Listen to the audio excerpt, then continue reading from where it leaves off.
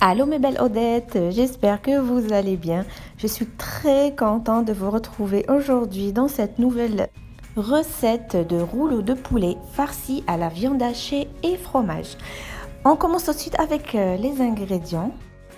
On a besoin de champignons et d'olives coupés en morceaux, de fromage râpé, de viande hachée que j'ai salée, poivrée avec un petit peu de coriandre, bien sûr poitrine de poulet broyée et des épices, sel, poivre, carvi, gingembre et coriandre. Et aussi j'ai rajouté quelques petites aromates comme du thym et des mélanges d'herbes.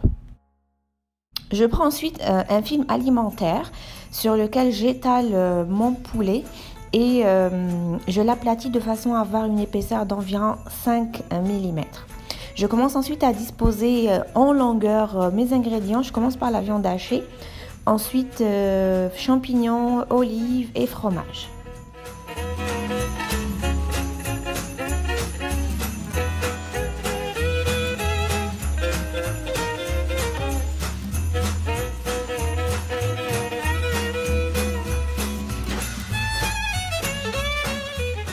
Vous pouvez farcir avec ce que vous voulez, par exemple des épinards ou une autre sorte de fromage, ce que vous voulez.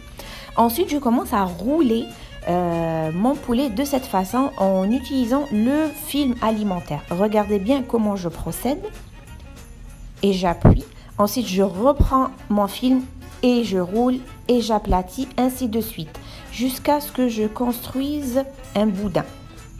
Je prends ensuite les deux extrémités de mon film alimentaire et je les enroule autour de mon doigt de façon à resserrer les deux extrémités du boudin pour le rendre plus petit.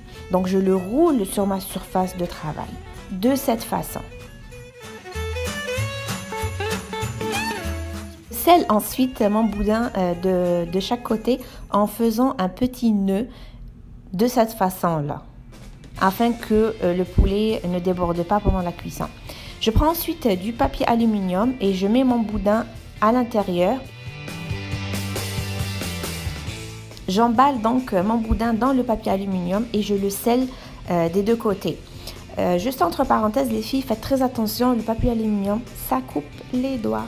Je dépose mon boudin dans un moule qui va au four, je mets un petit peu d'eau et je le mets au four pour 180 degrés environ 45 minutes. Et voici le résultat. Vous pouvez découper le boudin en rondelles. Vous pouvez aussi verser par-dessus une petite sauce aux champignons. Pour voir la recette de cette petite sauce, cliquez sur la suggestion qui s'affiche en haut à droite. Je vous dis à très bientôt pour de nouvelles vidéos.